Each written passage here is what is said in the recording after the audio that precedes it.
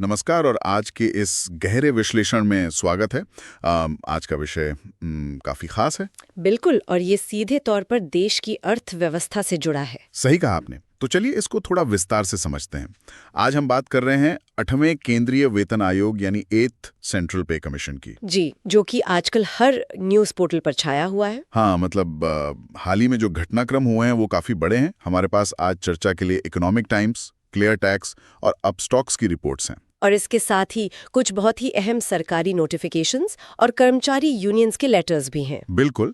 तो हमारा आज का जो मिशन है वो ये समझना है कि एक तरफ सरकारी कर्मचारियों की जो भारी उम्मीदें हैं और दूसरी तरफ वित्त मंत्रालय के जो आधिकारिक बयान आ रहे हैं उनके बीच आखिर क्या टकराव चल रहा है। अगर हम इस पूरे मुद्दे को थोड़े बड़े पैमाने पर देखें तो ये सिर्फ सैलरी बढ़ने का कोई सीधा साधा मामला नहीं है। वो कैसे? देखिए, एक तरफ हमारे पास बेहद सतर्क सरकारी वित्तीय प्रक्रियाएं हैं और दूसरी तरफ एक ऐसा विशाल वर्कफोर्स है जो पिछले कुछ सालों से लगातार बढ़ती महंगाई का सामना कर रहा है। मतलब उनकी क्रय शक्ति कम हुई है। बिल्कुल। एक वित्तीय विश्लेषक के नजरिए से मैं मानती हूँ कि ये देखना बहुत दिलचस्प है कि कैसे आर्थिक दबाव और सरकारी नीतियां एक चौराहे पर आकर खड़ी हो गई हैं। हाँ, और हमारा काम आज किसी भी पक्ष को सही या गलत ठहराना नहीं है। एकदम सही। हम पूरी तरह से उन आंकड़ों और वित्तीय तथ्यों को समझेंगे जो इस कहानी को दिशा दे रहे हैं। तो चलिए इस कहानी की शुरुआत करते हैं उस बड़े घटनाक्रम से जिसने अचानक सबका ध्यान खींचा है। Confederation of central government employees and workers, यानी CCGEW। हाँ, CCGEW। उन्होंने 12 फरवरी 2026 को एक दिन की राष्ट्रव्यापी हड़ताल का नोटिस दे दिया है। और ये कोई छोटी बात नहीं है। बिल्कुल नहीं। इसे एक लंबी लड़ाई के रूप में देखा जा रहा है। उनके सेक्रेटरी जनरल ने साफ कह दिया है कि अगर उनकी मांगे 8वें वेतन आयोग के टर्म्स ऑफ रेफरेंस में शामिल नहीं हुई तो हड़ताल तय है। यहाँ टर्म्स ऑफ रेफरेंस को समझना जरूरी है। हाँ, मैं वही पूछने वाला था। इसे आसान भाषा में कैसे समझेंगे? इसे आप वेतन आयोग के एक बाउंड्री लाइन या नियम पुस्तिका की तरह समझ सकते हैं। जब भी सरकार कोई नया आयोग बनाती है तो उसे ये दस्तावेज दिया जाता है। मतलब ये तय करता है कि किन मुद्दों पर बात होगी और किन पर नहीं? बिल्कुल।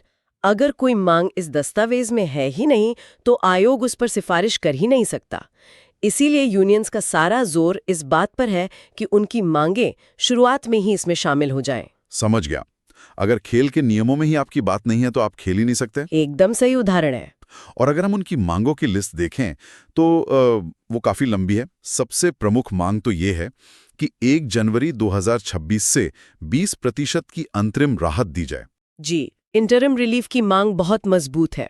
इसके अलावा नेशनल पेंशन सिस्टम और यूनिफाइड पेंशन स्कीम को हटाकर पुरानी पेंशन योजना यानी OPS की वापसी की मांग भी जोरों पर है। OPS की मांग के पीछे एक बहुत बड़ा मनोवैज्ञानिक और वित्तीय कारण है। OPS में रिटायरमेंट के बाद अंतिम सैलरी का आधा हिस्सा पेंशन के रूप में मिलने की गारंटी होती है, जबकि नई स्कीम में ऐसा नहीं है। हाँ, नई पेंशन योजनाओं में यह पैसा शेयर बाजार और निवेश के रिटर्न पर निर्भर करता है। जब आर्थिक अस्थिरता होती है तो कर्मचारी सुरक्षित भविष्य चाहते हैं। यही वजह है कि ये मांग इतनी आक्रामक हो गई है। और बात यहीं खत्म नहीं होती। कोविड महामारी के दौरान जो 18 महीने का महंगाई भत्ता रोक लिया गया था उसके एरियर की भी मांग है। जी, वो एक बहुत बड़ा मुद्दा रहा है हमेशा से। साथ ही अनुकंपा के आधार पर जो नौकरियां दी जाती हैं उस पर लगी 5% की सीमा को हटाने की बात कही गई है और चारों लेबर कोड्स को रद्द करने की भी मांग है। इन सब मांगों को अगर हम अर्थशास्त्र के नजरिए से देखें तो इसका सीधा संबंध महंगाई और रियल वेजेस के गिरने से है। मतलब जो वेल्थ इरोजन होता है। बिल्कुल। कागजों पर भले ही सैलरी हर साल थोड़ी बहुत बढ़ती दिखती हो, लेकिन जब बाजार में आवश्यक वस्तुएं, घर का किराया और स्वास्थ्य सुविधाएं सैलरी से ज्यादा तेजी से महंगी होती हैं तो दिक्कत आती है। ऐसे अगर हम एक आम परिवार के नजरिए से देखें तो बात एकदम साफ हो जाती है। मान लीजिए किसी ने 5 साल पहले होम लोन लिया था, तब से EMI का बोझ बढ़ गया है। पेट्रोल डीजल के दाम बढ़ गए हैं। हाँ, लेकिन सैलरी उस अनुपात में नहीं बढ़ी। यूनियंस का यही तर्क है कि मौजूदा सैलरी स्ट्रक्चर अब रहने की वास्तविक लागत को नहीं संभाल पा रहा है। इसीलिए वो 20% की अंतरिम राहत मांग रहे हैं ताकि आज के खर्चे संभाल सकें। हाँ, वो आयोग की अंतिम रिपोर्ट का लंबा इंतजार नहीं कर सकते। ये हड़ताल का नोटिस एक शुद्ध आर्थिक दबाव का परिणाम है। ये तो हुई जमीनी हकीकत की बात। अब थोड़ा टेक्निकल्स और उन आंकड़ों पर बात करते हैं जो आजकल हेडलाइन बने हुए हैं, जो फिटमेंट फैक्टर के अनुमान आ रहे हैं। जी। क्लियर टैक्स की रिपोर्ट के अनुसार 8वें पे कमीशन में फिटमेंट फैक्टर 1.83 से लेकर 2.46 के बीच रहने का अनुमान है। ये फिटमेंट फैक्टर असल में क्या है? इसे आप एक मल्टीप्लायर समझ सकते हैं। जब नया पे कमीशन आता है तो पुरानी बेसिक सैलरी को नई बेसिक सैलरी में बदलने के लिए सरकार एक फॉर्मूला तय करती है, ताकि महंगाई के असर को कम किया जा सके। बिल्कुल, सरकार एक नंबर तय करती है जिससे मौजूदा बेसिक पे को गुणा करने पर एक नया महंगाई एडजस्टेड बेसिक पे बन जाए। 7वें वेतन आयोग में ये 2.57 था और इस बार 1.83 से 2.46 के बीच बताया जा रहा है। इसका सीधा मतलब है कि बेसिक सैलरी में 30 से 34% तक का भारी उछाल आ सकता है। इसे एक वास्तविक उदाहरण से देखते हैं। मान लीजिए किसी की मौजूदा बेसिक सैलरी लेवल 1 के तहत 18,000 रुपए है। ठीक है।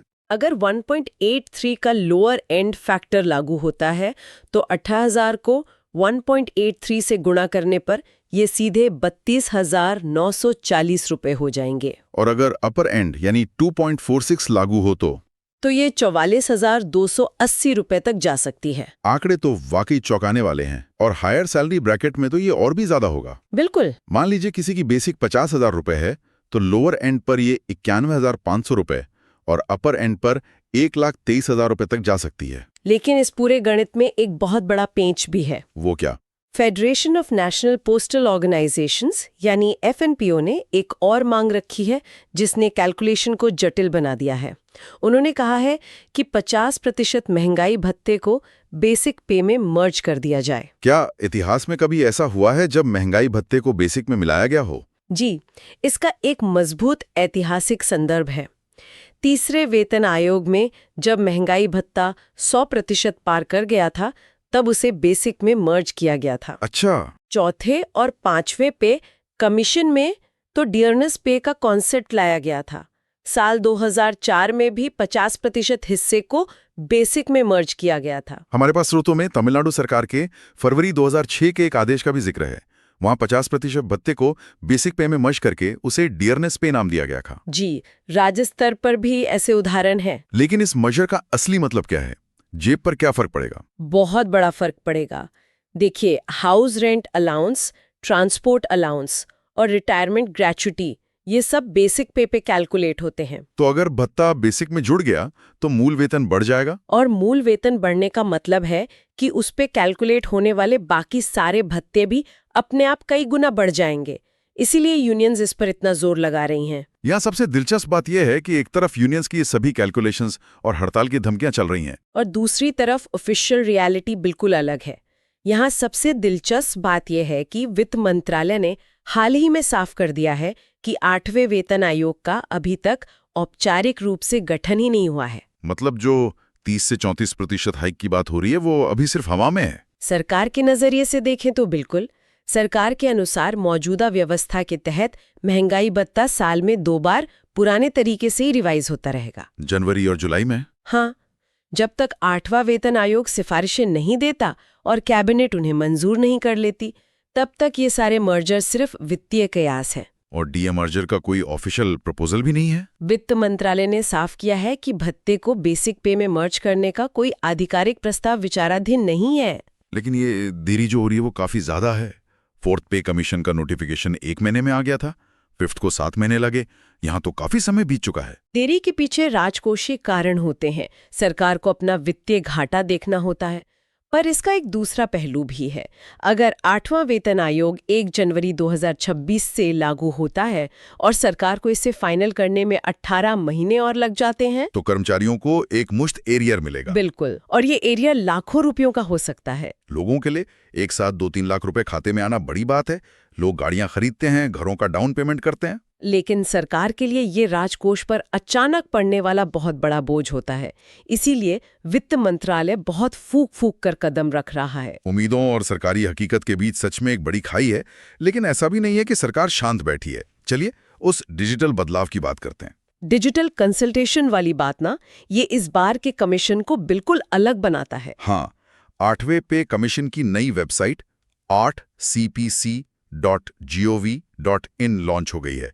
माईगव पोर्टल पर जन परामर्श प्रक्रिया शुरू कर दी गई है और लीडरशिप के नाम भी सामने आ गए हैं। जी, चेयरपर्सन जस्टिस रंजना प्रकाश देसाई हैं, मेंबर प्रोफेसर पुलक घोष हैं और मेंबर सेक्रेटरी पंकज जैन हैं।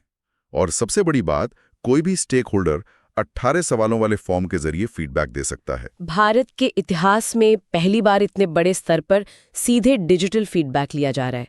16 मार्च 2026 तक का समय दिया गया है। इस फॉर्म में सिर्फ हाँ या ना नहीं पूछा जा रहा है। नहीं, इसमें सीधे डेटा इकट्ठा किया जा रहा है कि आय का कितना हिस्सा किराए में जा रहा है, कितना पढ़ाई और स्वास्थ्य पर खर्च हो रहा है। पहले तो यूनियंस फाइलें लेकर मंत्रालयों के चक्कर काटती थीं।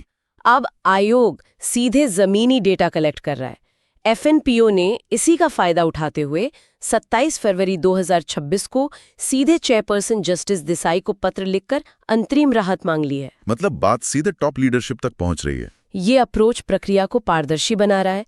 वेबसाइट पर वैकेंसी सर्कुलर्स भी आ गए हैं, जिससे पता चलता है कि पर्दे के पीछे काम पूरी गति से शुरू हो गया है। तो इन सभी बातों को समेटते हुए हम आज के निष्कर्षों की ओर बढ़ते हैं। एक तरफ यूनियंस की 12 फरवरी की हड़ताल का नोटिस है, उनकी 20% अंतरिम राहत और ओपीएस की मांग है, और दूसरी तरफ सरकार का सधा हुआ तकनीकी रुख है। लेकिन इसका असर सिर्फ सरकारी कर्मचारियों पर नहीं पड़ेगा। अर्थव्यवस्था पर इसका असर बहुत गहरा होगा। जब 1 करोड़ से ज्यादा लोगों की सैलरी बढ़ती है तो बाजार में नकदी आती है, कंज्यूमर डिमांड में उछाल आता है, रियल एस्टेट से लेकर ऑटोमोबाइल तक सब प्रभावित होता है। बिल्कुल। जब पैसा बाजार में वापस आता है तो आर्थिक नीतियां हर व्यक्ति को प्रभावित करती हैं। यहीं से हमारा वो आखिरी विचार निकल कर आता है। जरा सोचने वाली बात है कि जब आज सरकार के पास महंगाई दर का रियल टाइम डेटा मौजूद है और डिजिटल पोर्टल्स के जरिए फीडबैक लिया जा रहा है, तो क्या भविष्य में हमें इन 10-10 साल के लंबे वेतन आयोगों की जरूरत ही खत्म हो जाएगी? क्या हम एक ऐसे ऑटोमेटेड सिस्टम की तरफ बढ़ रहे हैं जो हर साल महंगाई के हिसाब से अपने आप एडजस्ट हो जाए? ये सच में बहुत प्रासंगिक सवाल है। शायद ये डिजिटल शुरुआत उसी बड़े बदलाव की नींव रख रही हो जहां हड़ताल के नोटिस की जरूरत ही ना पड़े। क्या पता, ये 8वां वेतन आयोग किस करवट बैठता है, ये देखना बेहद दिलचस्प होगा। और इसी विचारोत्तेजक सवाल के साथ हम आज के इस गहरे विश्लेषण को यहीं विराम देते हैं। इन जटिल वित्तीय पहलुओं को इस तरह से समझना काफी शानदार रहा। चर्चा में जुड़ने के लिए बहुत बहुत धन्यवाद। अगली बार फिर किसी ऐसे ही गहरे विषय के साथ मिलेंगे।